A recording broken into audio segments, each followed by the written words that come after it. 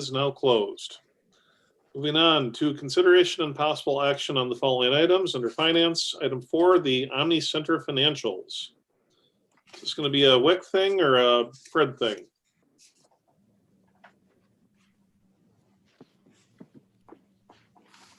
Or a me thing? Or a me thing. Is Fred on mute? I mean, I can jump in. Usually Fred handles this. Fred is on mute. Yeah. There, I'm okay. there. Fred, you there? Yep. How Okay, far did you get before you realized you were on mute? just now. Okay, so anyway, the financials that you have in front of you are dated 11/16. The only comment I would like to make is on page 1 of, or about 3 pages in, where you see a footnote number 1. One thing that the way the financials are going this year, unlike any other year, is in 2019, we had budgeted X amount of dollars to be coming out of the special projects fund.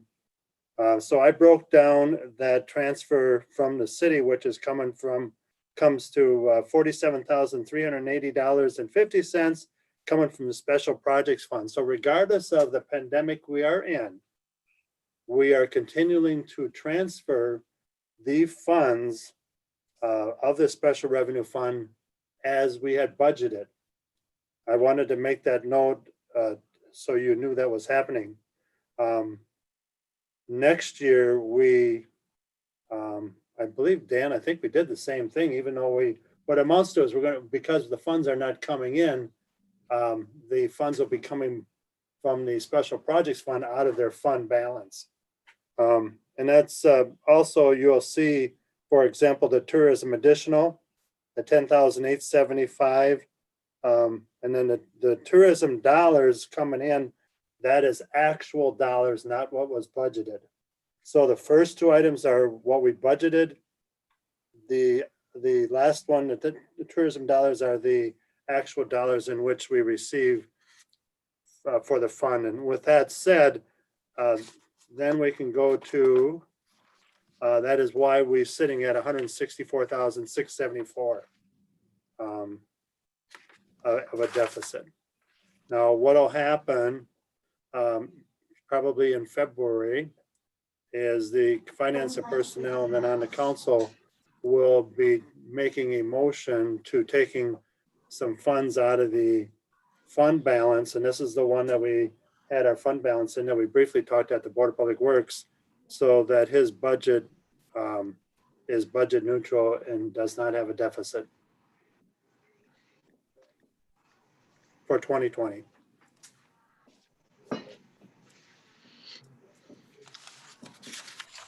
All right, thank you, Fred.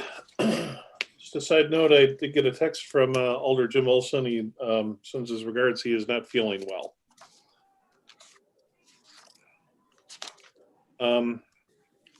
So I guess, Diane, what's your will regarding the Omni Center financials? Motion to accept the 2020 Omni Center financials and place on file. I will second that motion. Motion by Diane, seconded by me. Is there any discussion? Just if I can update the committee, I reported last month we had submitted a grant application to the Department of Administration. As part of that grant application, they were hopeful and estimated that they would have a response back by the end of November. There has been no response back. I'm actually on the email listserv, so that when any announcements or anything is made, we would find out what is happening. They still have not we have not received anything. If we've received anything of the grant, did not receive the grant outright. So we are waiting to hear back, and we'll report back to the committees once we hear a response. Oh, thank you for reminding me of the grant. And if a grant is received, that would offset that 102,312? Or does that go elsewhere? Oh, it would go there. Okay. Yeah. All right. Did we vote on the financials? I don't No, think we did. No. All right. Any other discussion? All those in favor of approving the 2020 Omni Center financials and placing it on file, please say aye. Aye. Aye. Financials are approved. Item 5, the 2020 general fund financials. Take it away, Fred. Okay, I guess we can kind of briefly start in the revenues. The interest rate currently is 0.10% compared to 2.1 probably last year. With that said, the shared revenue from the state, we were currently received here at the around the 15th of November, the 445,000. And we'll be receiving very shortly then the state aid allotment and connecting highways to close that out. As far as majority of the revenues, I think will probably sustain where they're at, with the exception of, I know we originally had thought, I think Katie might be on the phone there, is we originally thought we were going to take a little bit of a loss in the building permits, but actually currently through the month of November here, the building permits currently sits at a $928 shortage compared. We budgeted 120 and we're sitting at 119. That's 120,000 versus 119,000. The electrical permits is down by 16,000. But other than that, I didn't really have a whole lot. We knew back in June and July, the interest income, actually, I think we estimated about $130,000 loss. So that's not going to be too far off.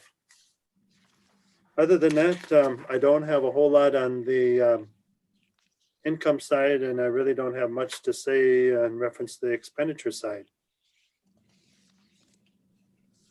All right. Any other questions for Fred? Move to approve the 2020, or move to accept the 2020 general fund financials and place on file. I will second that.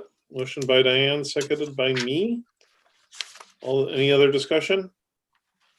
Hearing none, all those in favor of placing the 2020 general fund financials on file, please say aye. Aye. Financials are placed on file. Turning the page. Item 6, discussion and possible action in regards to the 2021 fee schedule.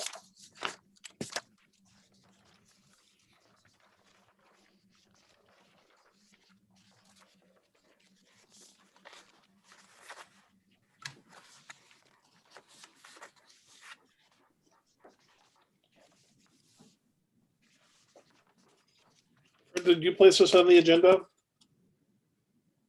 I was told to. So this would be our general annual update. We did reformat the fee chart kind of along with the ordinance updates, since we had some fees that were still in ordinances that had simply been missed over the years. We had, obviously now we have new ordinance numbers, and so we tried to reorganize the fee schedule to sort of follow the title of ordinances. And so a majority of the fees did not change. We did have a few areas, some of which you've already addressed via approval. For example, plumbing was approved earlier this year. Building fees for inspections were increased slightly. I'll let Katie talk a little bit about signage. That was kind of the one area where you're looking at changes in the fees. We also went through and we did add chickens in here. Obviously, if that part of the ordinance doesn't get passed, that would get removed. But because these are kind of going simultaneously, we wanted to have a fee in there in the event that did get approved. We did add in a $5 late fee under licenses. Another change was the operator's licenses. We found, and Joanne can weigh in as well, that we charge significantly less than any other kind of area municipality. And we didn't even bring ourselves kind of up to what other municipalities are charging. We just gave it a slight bump, and then might also do a slight bump moving forward to kind of slowly bring it more in line. And so Katie, if you want to talk a little bit about your sign fees. Sure, I'll go through the ones that were updated accordingly. So in Title 12 for property maintenance, we also had the proper amount that we're going to be charging in the event that city completes snow removal. We also noted the contractor costs in addition to administrative fee if people do not maintain their grass appropriately. We increased slightly the class 2 co-location under a conditional use permit. Now the only type of a conditional use permit you can get in the city is for telecommunication structures. So we are updating that fee accordingly to cover staff time and publication costs. Related to the one other one that we added was if we had to amend our comprehensive plan, that is now a $600 fee. It's never yet happened, but just due to the sheer volume of our 20-year document, that would be the reasoning behind that. Moving forward to Title 14, which is the sign code that Amanda referenced. For sign permits, right now we have a system where you pay a flat fee of $20 if your sign square footage for a new sign, not a reface, is greater than 35 square feet, which is a pretty random. And at that point, you end up paying 60 cents per square foot. So if it's a 7x5 sign or less, it's $20 flat. And if it's above that, it's 60 cents a square foot. So we have since looked at a number of different communities, and no one has done anything very similar to what Onalaska has. Most times they're anywhere from $50 to $150. So for a new non-illuminated sign, that would be a facade, a wall sign if it projects out, if it's on an awning or a canopy, we're looking at doing a $50 flat fee, which accompanies staff time to review the permit, work with the applicants, and then also cover the actual issuance of the permit plus that 60 cents a square foot. And then the new signs that are illuminated, it's $85 because we're actually now going to be going out and having our lead building inspector perform an inspection. An $85 flat fee is what we charge for any permit where our inspector is going out into the field to make sure that we are having proper placement of these signs and that they're being appropriately wired, in addition to a 60 cents per square foot. So those are the two notable changes to signs. Do you have a question, Alderperson Stevens? No, I was just taking a drink. Oh, sorry, I thought you raised your hand. Trying to watch both screens. The 60 cents a square foot. I mean, how did we come up with that? I don't know. From what I can tell, this has been how we've charged for the last at least 10, if not 20 years. So instead of doing just a flat $20 fee, which I don't think covers near the amount of time to review and process, having the new flat fee of $50 or 85 cents, again, to cover our processing time, and then the 60 cents a square foot. At the end of the day, it ends up being a sign permit. If you have, for instance, like a large Target sign that is 500 square feet, you're looking at paying a $300 permit, which seems appropriate due to the size of the sign. So you're giving people a break. So when they have smaller signs, which in most instances is a little more attractive. I just hope that everybody has right angles on their signs. Otherwise, if you have a round sign, we're going to have to figure out pi. And we do figure out pi often, areas of circles and semicircles. In those odd shaped signs, we do have the ability to essentially draw a square around the entire sign and do the math that way. it's interesting. So Okay. we gave ourselves an out from geometry when needed. All right. Well, that'll teach you to ask me if I have any questions because I'll come up. That'll teach you to take a drink. Thank you. Okay. So lastly, moving on to the building code. This again, we did look at almost every fee. Now at the minimum is $85. And that goes back to my previous statement where we're having GEC go out and do a lot of those residential inspections. Our goal is not to make money off of the city citizens. Our goal is to pay for our contractor who charges us $85 to do those inspections. So we're basically just passing that on. So that's where you'll see 85, 85 repeated over and over again. If Jared wants to chime in related to erosion control and excavation, we slightly increased those. Those fees have not been increased for a very long time. And again, we looked at other communities as well as to what they were doing for their fees, and we're right in line with what they're looking at. The other thing of item of note here is related to occupancy. Right now, we're looking at charging for a temporary occupancy. So that would be where a business on the building is sufficient and they have, they want to start getting their staff in early for a restaurant and training them. Well, they can't do that until they have a temporary occupancy.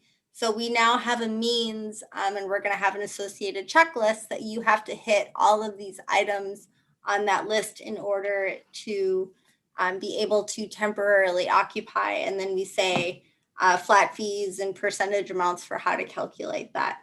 So you had recently looked at your plumbing, HVAC, and electrical at the last time. So there have not been any changes to those. Yes, Diane? Thank you.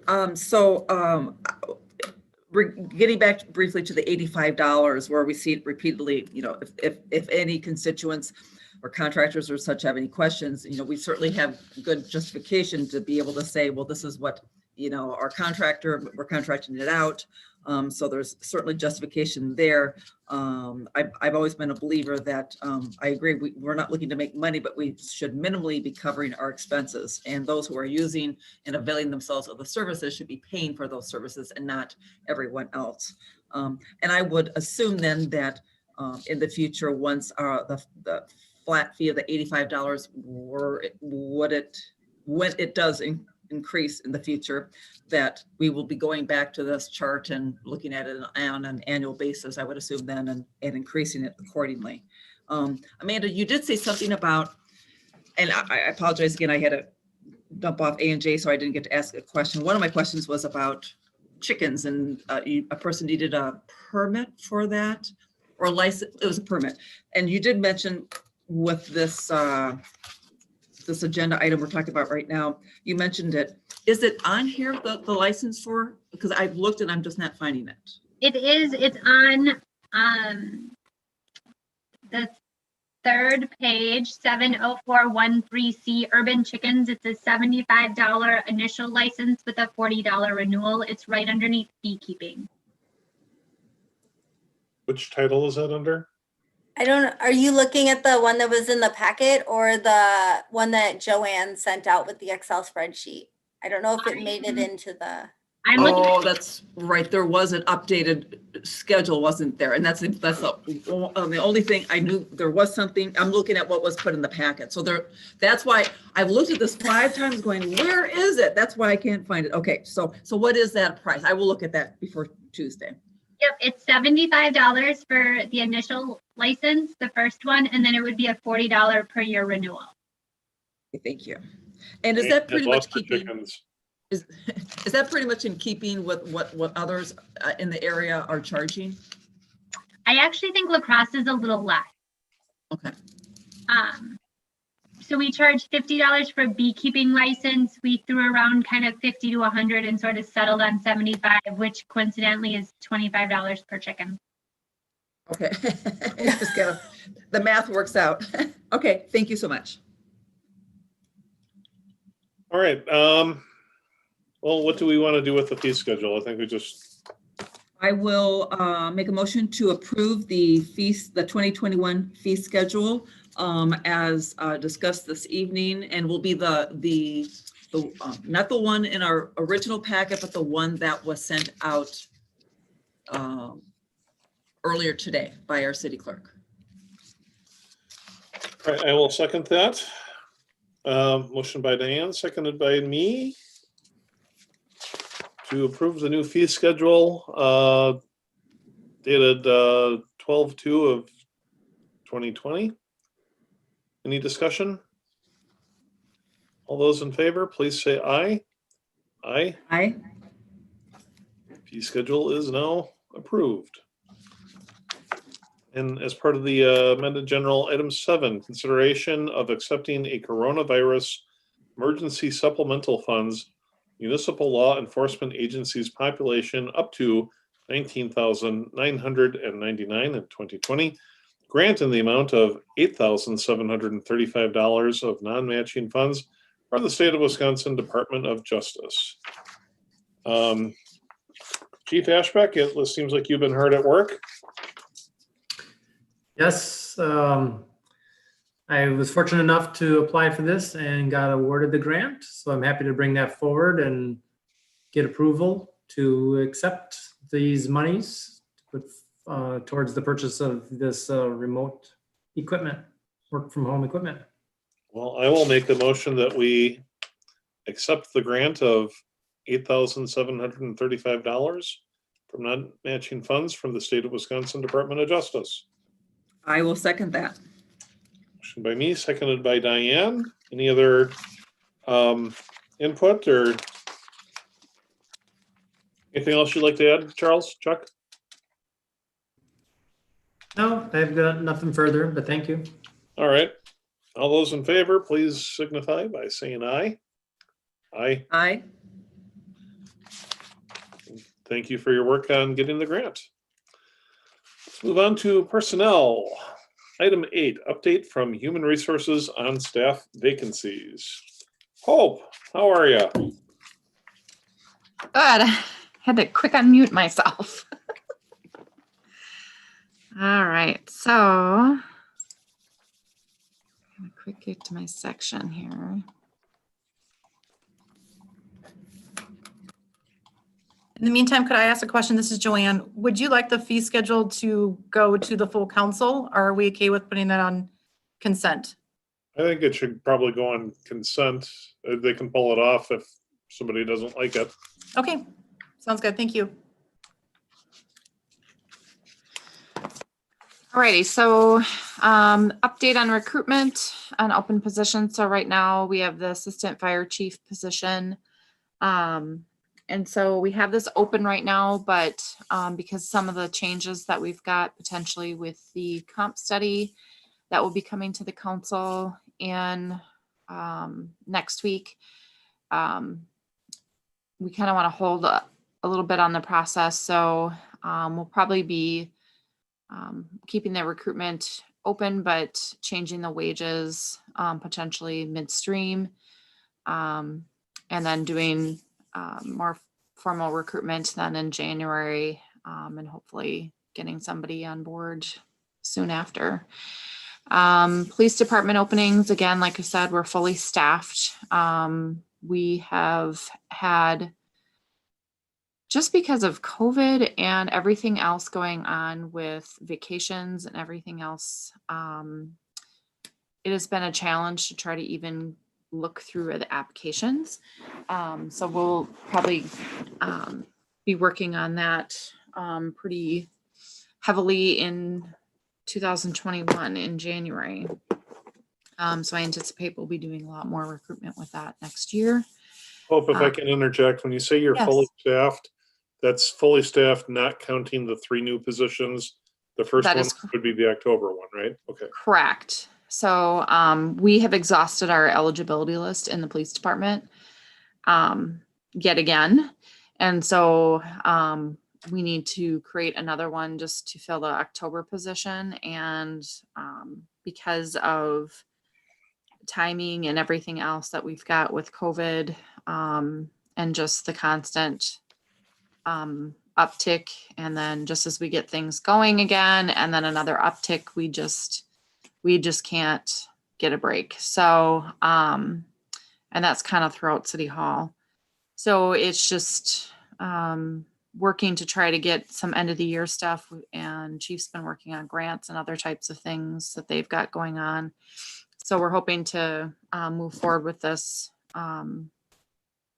pretty heavily in January. Again, fire department is fully staffed. We have made a contingent offer and they have scheduled their psychological. They're hoping to get it scheduled sooner. But right now it's scheduled beginning of January. And then we'll get their physical exam scheduled. So we'll hopefully have them potentially hired in January. We hired office clerical support. Her name is Casey. She started last week. Week before last week. My weeks have been merging. So she started right before Thanksgiving and sounds like things are going well. So we welcome her. And so we got that part-time position filled. The rec coordinator and part-time paralegal position. So we've got advertising underway for those positions. So we're looking to try to fill those yet this year or early January. So that is where we're at. And then any positions that were budgeted for 2021, we have started the recruitment with the hopes of trying to get those positions recruited for and be able to interview early next year. All right, well, thank you. Always appreciate the update. Item 9 is review and consideration of changes to policy 3.03 and the insurance benefit policy. For whatever reason, the red line version didn't come through on the one that I sent. So in paragraph, well, it's 4, where it starts off with the city of Onalaska will pay 80% of the premium. That was stricken, and the premium rates for the employees will be based on 88% rate tables ETF provides, which indicates the maximum employer share based on tier 1 plan. For each county, the city of Onalaska will typically pay 80% of the premium for the health insurance, and the employee will typically contribute 20% of the premium. There may be times when the city cannot provide these premium splits should the state ETF change plans or how rates are calculated. That language is what's changed and what we've added, and we removed the 80-20 on there because this year was the first year we've not been able to do a strict 80-20 for our staff unless they switch to the local SMP plan. For those that wanted to keep Quartz or Gunderson, they're paying more than the 20%, and the city's paying less than 80%. So that's why we kind of wanted to clean this language up. And then we removed some language on there for part-time employees exceeding 600 hours because that doesn't qualify anymore. There's basically only a 50% rate anymore for insurance. There used to be a 25-75. But they don't have that anymore. So we've removed that language off of the policy. So Hope, if I may ask, when you say Yeah. they, are you saying the Wisconsin The Department of Yeah. Okay, thank you. Yep, Thank the employee trust funds, they removed that. Gotcha. So there really is only full-time, and then part-time is a 50-50 split. So, yep. So really that's the main change, and the change is basically because of how things went with the changes to the local SMP, the state maintenance plan being added this year and how that impacted our rates. And so we felt this policy needed to be changed to accurately reflect what happened this year and what could potentially happen in future years should it happen again. So. Well, I will make a motion to accept the new policy 3.03 insurance benefits policy as presented this evening. I will second that. Motion by Diane, seconded by me. Is there any other questions for Hope or anyone else? All those in favor of accepting the changes to policy 3.03, the insurance benefits policy, please signify by saying aye. Aye. Aye. The changes are now passed. Item 10, review and consideration of authorization to replace the planning technician position. Yes, so this position, Zach has given his resignation, and unfortunately, and so we are in a challenging position where we need to replace it, and so we amended the agenda. Unfortunately, many of us were out on vacation during that period of time, and we have discussed making some changes to the job description as well. And so what we'd like to do is, I'm working on those changes right now, so that we can have them for council. We didn't have them available so that we'd have them for tonight's meeting. Most of the changes will be fairly minor, but it'll be a reduction likely in a pay grade, because we'll be focusing more on the enforcement, less on the planning, and having the lead building inspector supervise the position, and then updating the physical requirements like we have been doing and getting that updated. So you're going to see those changes next at the council meeting, but wanted to let you know that that would be coming up.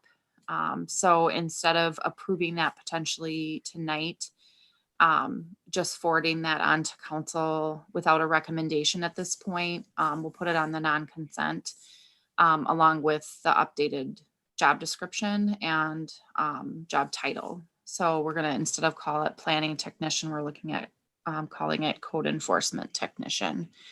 So I don't know if you guys have any questions regarding any of that. I know Katie's on the line as well. But that's kind of what we're looking at doing. And we wanted to get on the agenda, but unfortunately timing and everything else with vacations and the holiday just didn't allow us to get the job description updated for F&P, but at least got us the opportunity to talk about what was going on, at least with the position. Right. Do we need to vote to put that on there, or can we just refer it? We do need a motion to have you guys refer it to council without a recommendation.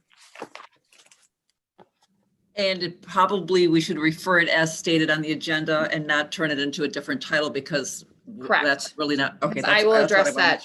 Yeah, I will address that, and I already have that addressed for council. Right, and I saw that. So I will make the motion that we refer to next week's council the consideration and authorization to replace the planning technician position. I will second that motion. Any other discussion? All those in favor of referring this to next week's council meeting, please say aye. Aye. Aye. Item is referred. Item 11, adjournment. So before we sign off real quick and do that, I just want to ask whether it's Amanda or Joanne. You had said earlier about the table. Well, what was it? That had all the fees. Someone sent that out earlier today, right? Correct. Joanne did, yep. Could you send that again to me? Because for some reason I'm not finding it, and if you have that handy, you'll save me time. We see my time trying to find it. I just want to make sure that I can see that again, just so I can make sure I can take a quick look. So thank you. No problem. So I will make a motion to adjourn at 8:04 p.m. I will second that motion. Does anybody want to talk about this? No? Let's vote. All those in favor of adjournment, please say aye. Aye. We stand adjourned at 8:04. Thank you.